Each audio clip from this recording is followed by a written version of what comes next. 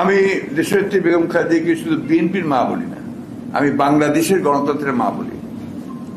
এই জন্যে আমি বরাবরই কথা বলে আসছি যে একজন এই মহিয়সী মহিলা নেত্রী, তার সঠিক মূল্যায়ন দুর্ভাগ্যক্রমে এই দেশের অনেকেই করতে পারছেন না। তার ত্যাগটা এটা আপনার আনপ্যারালাল।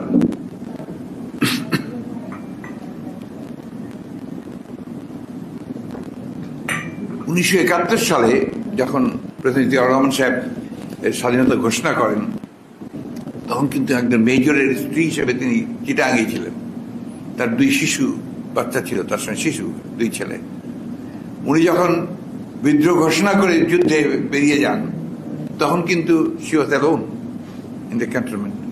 সেখান থেকে তিনি বাচ্চা দুটোকে 2 হাত ধরে তিনি কোন রকমে ঢাকা আসার চেষ্টা করেন এবং ঢাকা আসেন। এসে তার আত্মীয়ের বাসায় ওঠেন, সেখান থেকে তিনি আবার গ্রেফতার হন।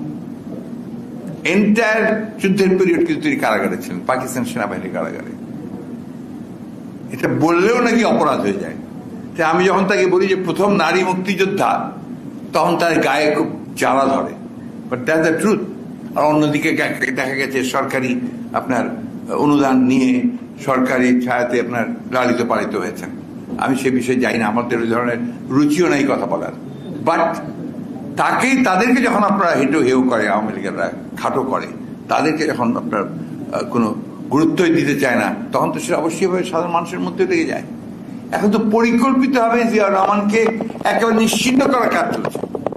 আপনার এই যে কারিকুলাম যেগুলো করেছে আপনার প্রাইমারি স্কুলে, সেকেন্ডারি স্কুলে, ওখানে তো জিয়াউর রহমান নামগন্ধ তো নাই।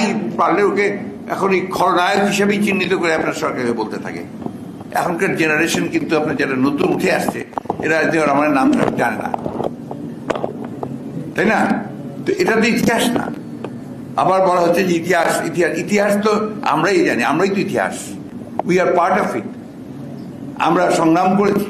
এই যে আজকে আমাদের নেতা, একজন বাংলাদেশের একজন বিশিষ্ট আপনার রাজনৈতিক নেতা, তাত্ত্বিক, মার্কসিস্ট, ত্যাগী মানুষ হাজী আজমল খান রন গতকাল ইন্তেকাল করেছেন।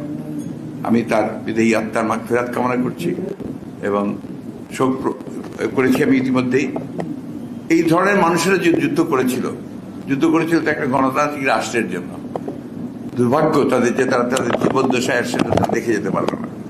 আজকে প্রতিটি মুক্তিযোদ্ধা যাদের এতটুকু বিবেক আছে, তারা পরিষ্কার করে বলছে যে এই বাংলাদেশটা আমরা দেখতে চাইনি, এই বাংলাদেশের জন্য আমরা সংগ্রাম করি, লড়াই করিনি।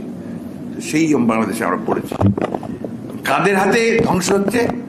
যারা দাবি করে যে তারাই মুক্তিযুদ্ধের সবকিছু। এইটাই দুঃখজনক, দুর্ভাগ্যজনক। এবং আমি যেটা আপনাদের সবসময় বলি যে বাংলাদেশের মানুষ কখনো পরাজয় স্বীকার করেনি।